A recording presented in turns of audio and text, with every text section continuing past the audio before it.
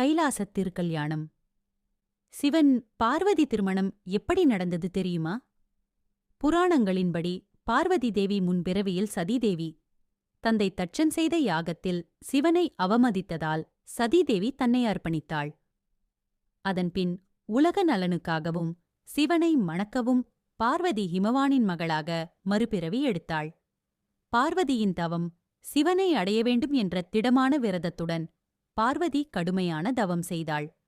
காடுகளில் வாழ்ந்து உணவும் உறக்கமும் துறந்து மனம் முழுவதும் சிவனையே நினைத்து தவமிருந்தாள். அவளது பக்தி, தியாகம், உறுதி ஆகியவற்றால் மகிழ்ந்த சிவபெருமான் அவளை தனது வாழ்க்கைத் துணைவியாக ஏற்றுக்கொண்டார்.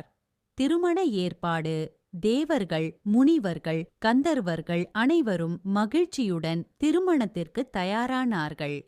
கைலாசமலை முழுவதும் திருவிழா கோலம் பூண்டது. விஷ்ணு, பிரம்மா, நாரதர் உள்ளிட்டோர் கலந்து கொண்டனர். சிவன் மணமகன் தோற்றம். சிவன் சாம்பல் பூசி, ஜடாமுடி, புலித்தோல் உடை, பாம்புகள் ஆபரணம், அவதாரத் தோற்றத்துடன் வந்தார். இதைக் கண்ட பார்வதியின் தாய் மேனாதேவி முதலில் கலங்கினாள். அப்போது விஷ்ணு மற்றும் தேவர்கள் சிவனின் பரம்பொருள் தன்மையையும் மகிமையையும் விளக்கினர். உடனே சிவன் அழகிய மணமகன் வடிவம் எடுத்தார். திருக்கல்யாணம் மங்களவாத்தியங்கள் ஒலிக்க, வேத மந்திரங்கள் முழங்க சிவன் பார்வதி திருமணம் சிறப்பாக நடைபெற்றது. இந்த திருமணம் சக்தி சிவன் ஐக்கியம், உலக சமநிலையின் சின்னம் என்று கருதப்படுகிறது. இருவரின் இணைவு உயிரும் சக்தியும் ஒன்றாகும் நிலை.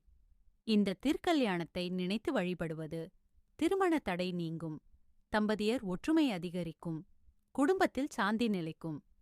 இந்த திருமணம் தனிப்பட்ட திருமணம் அல்ல, உலக நன்மைக்காக, தர்மம் நிலைக்க, அசுரர்களை அழிக்க சக்தி சிவனுடன் இணைந்த மகா நிகழ்வாகும். திருக்கல்யாணத்துக்குப் பிறகு மழை பொழிந்தது, நிலம் செழித்தது, தேவர்கள் வலிமை பெற்றனர், அசுரர்களின் ஆட்சி குலைந்தது. சக்தி இல்லாமல் சிவம் செயல்படாது என்பதற்கான சாட்சியே இந்த திருக்கல்யாணம்.